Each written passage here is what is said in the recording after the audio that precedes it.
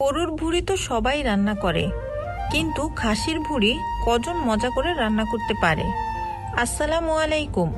আমার ছোট্ট cooking channel Mrs তরিকুলে আজকে আমি দেখাবো কিভাবে খাসির ভুঁড়ি গরুর ভুঁড়ির মতো মজা করে রান্না করা যায়। চলুন শুরু করা যাক। প্রথমে একটি হাঁড়িতে যথেষ্ট পরিমাণ পানি দিয়ে তাতে 1 চা চামচ হলুদ গুঁড়া দিয়ে দিব। এরপর দিয়ে দিব 1 চা চামচ লবণ। খাসির ভুঁড়িগুলো আমি আগে থেকেই সুন্দরভাবে পরিষ্কার করে রেখেছি। এবার সেই ভুঁড়িগুলো হাঁড়িতে দিয়ে ঢেকে দিব। মাঝারি আঁচে সুন্দর করে বেশ কিছু সময় জাল করে নিব। জাল হয়ে গেলে চুলা থেকে নামিয়ে পানি ঝরিয়ে নিব। এবার একটি প্রেসার কুকার নিয়ে চুলায় গরম করে নিব। কুকার গরম হয়ে এলে এতে আনুমানিক 4 টেবিল চামচ সয়াবিন তেল দিয়ে দিব। এবার যে জিনিসটা দিব তার সাথে হয়তো সবাই পরিচিত, কিন্তু আলাদাভাবে এটা ব্যবহার করেন না। এটা হলো গরুর তেল, যা সুপার শপগুলোতে বিফ ট্যালো নামে বিক্রি হয়। গরুর চর্বি জ্বালিয়ে এটা আলাদা করে রেখে দিয়েছি। খাসির ভুঁড়িতে চর্বি কম থাকায় এটা আমি 2 চা চামচ দিয়ে দিয়েছি। এবারে দিয়ে দিলাম কিছু দারুচিনি। আমি 8 থেকে 10টা ছোট টুকরা দিয়ে দিয়েছি। আর দিয়ে দিয়েছি 5-6টা এলাচ।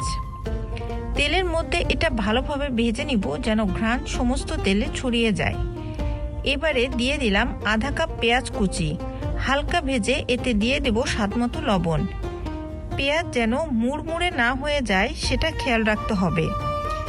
পেঁয়াজ ভাজা হয়ে এলে এতে দিয়ে দিব 2 চা চামচ আদা বাটা, 4 চা চামচ রসুন বাটা।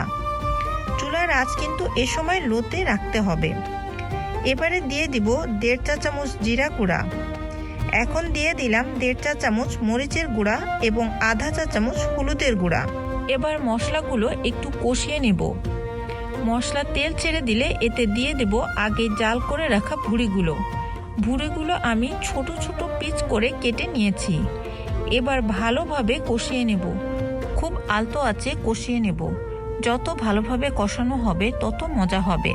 কষাতে কষাতে যখন মনে হবে ঘ্রাণটা সুন্দর হয়েছে, তখন যে পানিতে ভুঁড়ি জাল করেছিলাম সেই পানিটুকু দিয়ে দিব। এবার প্রেসার কুকারে ঢাকনা দিয়ে 15 থেকে 20টার মতো সিটি দিয়ে নেব। এ সময় চুলার আঁচ মাঝারি রাখতে হবে। এবার চুলাটা বন্ধ করে 20 মিনিটের মতো প্রেসার কুকারটা রেস্টে রেখে দিব। খুলে দেখব সিদ্ধ হয়েছে কিনা। এবার ঢাকনা খুলে হালকা আঁচে বেশ কিছু সময় রান্না করব। এ সময় তলায় যেন না লেগে যায় সেজন্য আমি কাঠের চামচ ব্যবহার করেছি। এবারে কিছুটা ভাজা জিরার গুঁড়া দিয়ে নামিয়ে নিব। ব্যাস, তৈরি হয়ে গেল মজাদার খাসির ভুঁড়ি। বানিয়েছিলাম তো 2 বেলার জন্য, কিন্তু সবার এত পছন্দ হয়েছে যে 1 বেলায় শেষ হয়ে গেছে।